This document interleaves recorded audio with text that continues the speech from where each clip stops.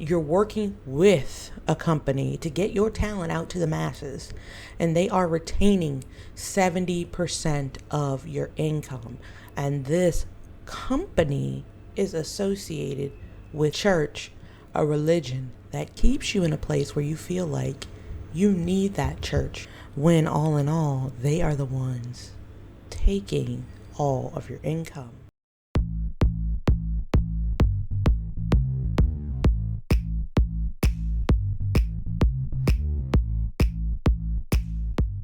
Hello everyone, and welcome back to Lindsay Unfiltered. And today we will be diving into the third and final part of the 7M documentary that's on Netflix about the alleged TikTok cult. If you don't know about this, in a nutshell, it's about a very famous group of dancers that rose to prominence on TikTok that are in an alleged religious cult. Now, over the first two episodes, I covered the framework, the allegations made by the families of the dancers, the background of the church, and some earlier members and what they had to say about the church and the pastor's behavior. Now, this last episode kind of brings it all home. It wraps up things and it lets us know where they are today in their fight against the church and the cult, what reparations these victims are seeking for being a part of this traumatic environment for such a long time and being taken advantage of. So guys, if you like content like this, and also content that revolves around scandals, true crime, controversy with a twist of humor, go ahead and hit that subscribe button for me. And I want to thank every one of my 1,575 subscribers. Let's keep sharing, keep commenting, and keep growing. Without further ado, let's talk about that last episode, Dancing for the Devil. Now, they title episode 3, Reap What You Sow. And we see more from Priscilla Lee. In episode 2, we saw from her, and she said she joined when she was a young girl, and all of the trauma that was associated with her time in the religious group Shekinah Church. Now, if you want to know more about that, you can go back to my second video. But ultimately, she wants to sue the church. But in order to sue the church, she has to find evidence of a crime. She's since teamed up with other dancers that have left the church, that have been allegedly defrauded by Robert Shin, who is the pastor of this organization. In this episode, one of the dancers, Aubrey Fisher, outlined what his pay would look like with Shekinah Church. Now, if we're talking 100% base pay, he said it was a 20% management fee, which is standard, okay? And then he said 30% tithes, that's 10% man of God, 10% tithes, and 10% offering. And when I say 10% man of God, I mean going directly to the pastor, 10% tithes, 10% offering. So that's another 30%. So with the management fee, and then along with the tithes, we're at half of his income, and we're not including taxes, okay? And the tithing to the church, Aubrey alleged that it could go up to 50%, meaning that the 20% management fee was still paid, and on top of that, another 50% to the church, leaving for his pocket 30%. Now think about that for a second. That is crazy. You're working with a company to get your talent out to the masses, and they are retaining 70% of your income. And this company is associated with church, a religion that keeps you in a place where you feel like you need that church, when all in all, they are the ones taking all of your income.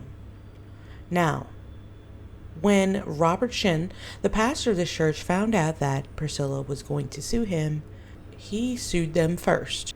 And he sued them for conspiracy to commit defamation.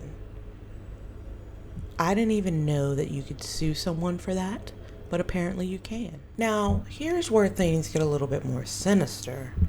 There have been allegations that the pastor, Robert Shin, has SA'd women associated with Shekinah Church, or asked for special massages or just massages from particular women and told them not to talk about it with anyone, even each other. One of the former dancers, she reported having some back pain, and the pastor was offering to crack her back. And as he began to crack her back, he alleges to be an ultimate healer. And as he began to crack her back, he began feeling all over her body in areas that weren't her back. Now, what pastor, what priest, what person at the head of a church offers to crack a female member's back or get intimate with her in any way? I feel like that's an intimate encounter for like a chiropractor. You're not a chiropractor. Oh, wait, he was a doctor. So he claims that he's a healer. So I guess this young woman at the time trusted him to crack her back. But I feel like just offering that is weird. If she came to you because you were a special chiropractor, then sure. But that wasn't the case. You offered. And basically, she told the police about this incident. And they basically said, we need way more women to come forward to get him on sexual assault. So they kind of canceled out her claim of being essentially allegedly groped by the pastor, and said more women need to come forward. Now, there have been other women that have come forward. They are still in a gridlock with the legal system. Priscilla Lee has expressed in the documentary that she has some qualms about going to police because she feels no one will believe her. See, the comparisons that we're dealing with in today's society, when somebody has money, they're very powerful, you add a religious control into that concoction, you have a very, very, very strong person that a lot of people would look at you and be like, are you serious? There's no way he did that. And they might turn on you. I wanted to take this time to explain some of the long-lasting effects that being in a cult could have on a person's mental health and relationships. It can be mental disorders, like post-traumatic stress, identity issues, relationship issues. They don't know who to trust, self-esteem issues. They feel low. They feel depressed. They feel like there's no one they can really go to. Phobias, sleep disorders, eating disorders, grief, distrust, and even delusions and paranoia. It's gotten that bad because their entire life revolves around these things. And now that network that they had, that they were so locked into for that extended period of time, is now gone. And they will tell everybody that they're associated with to flee as well. Don't talk to them. Right?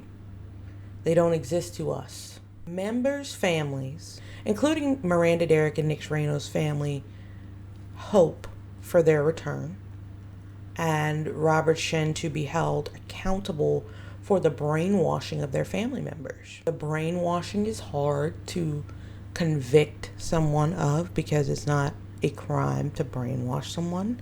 But when you get into assaulting them, taking their money, those types of things, that's when you have a huge legal issue. The first episode I reviewed, I told you guys that Miranda Derrick was not talking to her family. She has since began going to Christmas with her family, and that's under direction of the church to make things seem like they're all kosher and people won't worry about her. But all in all, the family knows. Her mother, her father, her sister, they know that's not the person that they raised, that's not the person that they know, that's just a shell of that being, right? So we have to be really mindful of that. Cults and cult behavior were something that's always intriguing to me. So we will be diving deeper into these topics. I will be talking about Leah Remini and Scientology. I will have a bit on that. So the last episode kind of summed things up from the first two, and it lets us know that they are still fighting the good fight. They are still trying to sue. They are still trying to have him be held accountable for what he has done.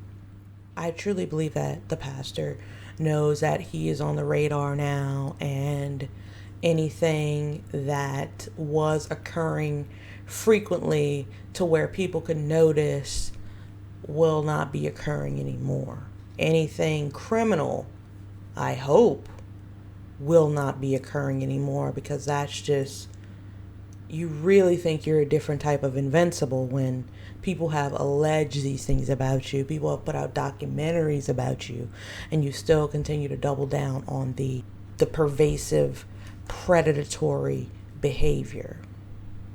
So I wish the best of luck for everyone involved in this situation.